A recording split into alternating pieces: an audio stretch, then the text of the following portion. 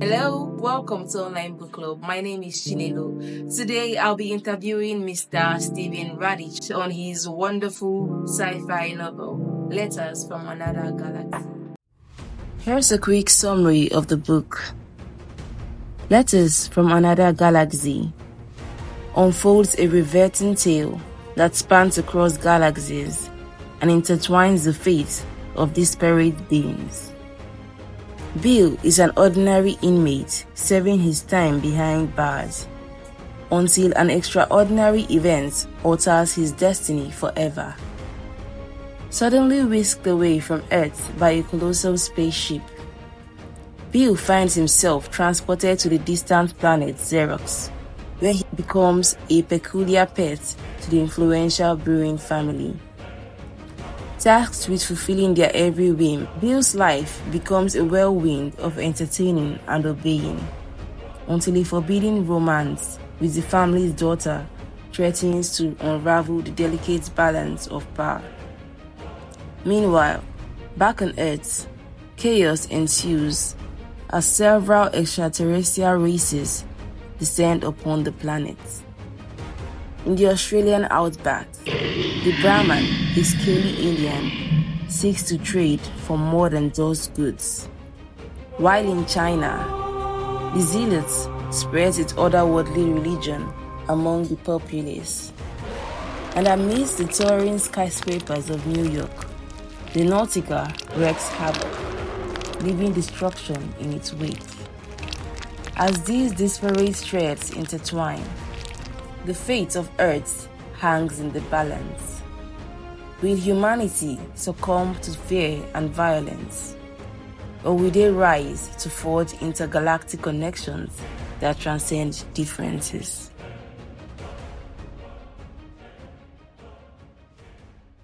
Before we begin, let's get to know him.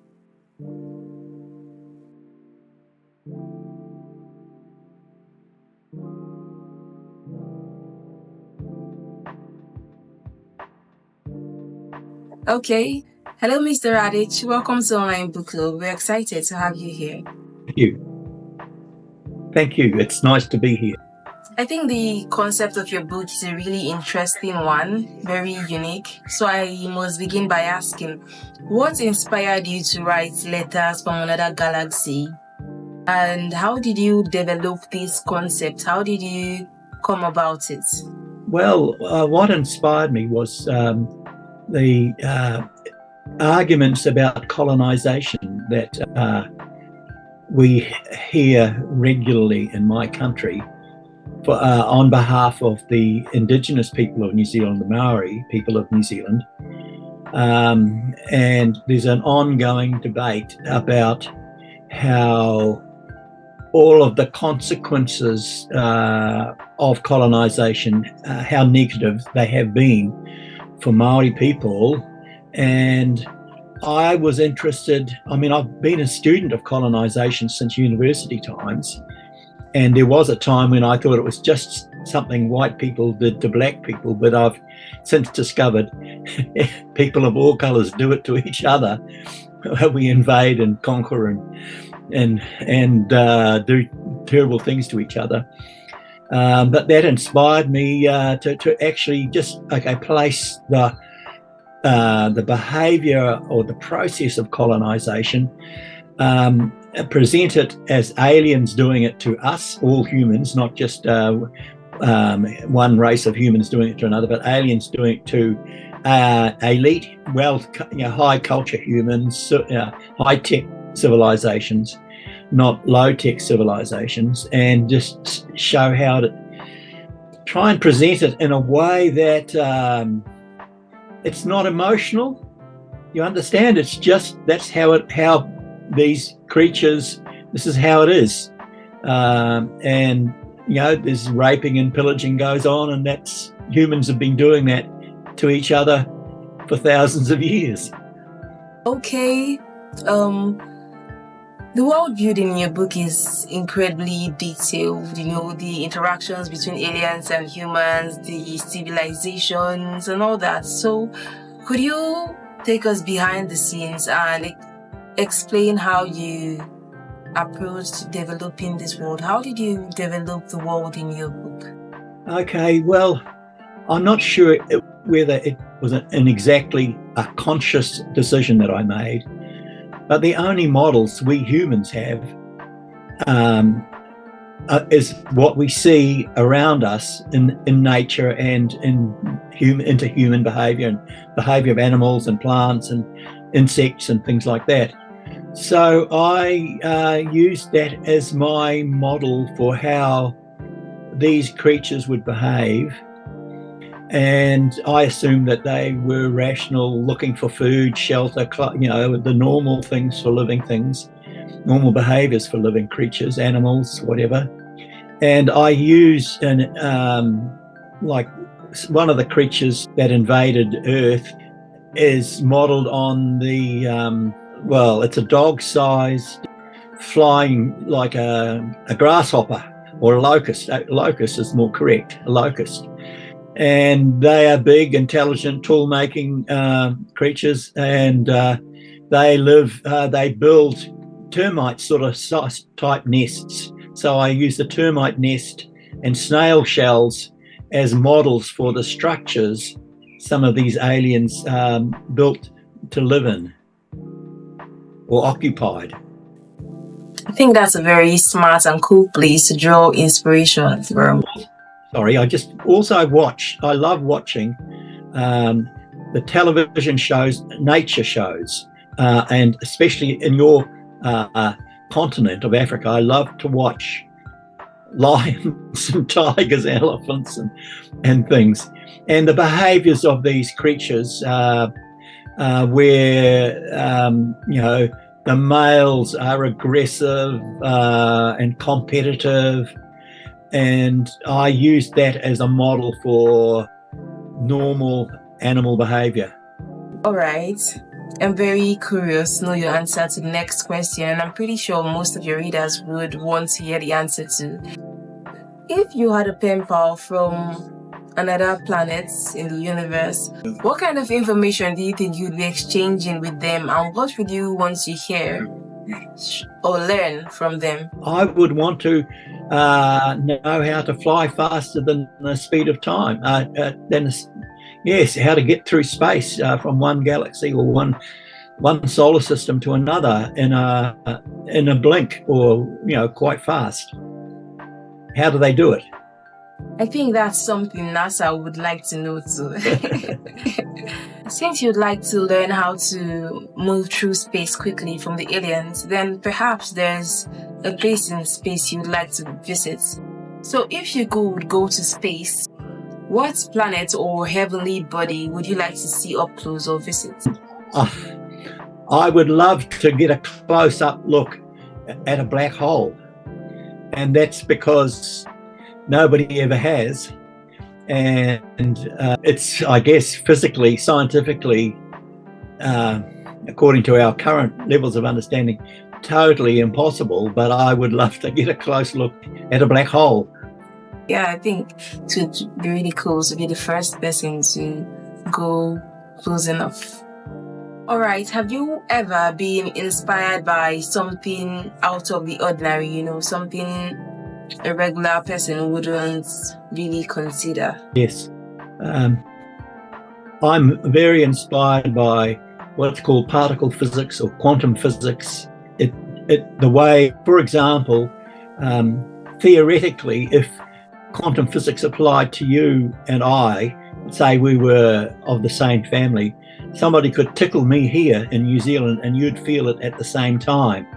That's what quantum physics has, particles being in touch with each other from here to the moon, and instantly, faster than the speed of light, instantly. And so I took some of those possibilities to suggest that our aliens that had visited the Earth employed some of these methodologies, had learned how to master this, translate the behavior of subatomic particles up to the macro level, the level of you and I, living things, and that's how they managed to get around space quite fast. quite quickly. Is there any other sci-fi author or movie that you really like and probably have been inspired by? Well, most recently I read the books by an author called Greg Bear. But famously, I mean, the Dune series written by a fellow called Herbert, and Tolkien, the Lord of the Rings. I mean, I love that kind of stuff. I just love it. I love the imagination of it. And I'm a person who has probably a lot of imagination, which isn't always easy to live with. But, I have ideas exploding. There's a jazz pianist called Keith Jarrett, and he never plays from music. He's an American, but apparently he's Armenian origin. I don't think he can play anymore, but he just sits down at a piano and goes into some kind of trance, and just the music comes out. And that's a little bit how that's akin to the creative process of writing. You start off somewhere, hit a note, you might say, and then you don't know what's going to come out. And when you're writing, you discover characters that weren't part of the plan. They turn up and they say, listen to me. So there are characters that turn up that you were not expecting, and the story can take you in strange, it has a mind of its own almost, the story, and you just allow it to flow. So you're like a tap, you turn it on and out comes the story. It's I don't know whether that's the answer to your question or a few other questions. Okay, so when you were publishing your book, when you were giving it to the public, did you imagine that it would be so well received? Well, imagining or hoping, it's I don't know exactly the difference, but I did imagine it would be well received. That mightn't sound very modest, but I didn't write it for it not to be well received.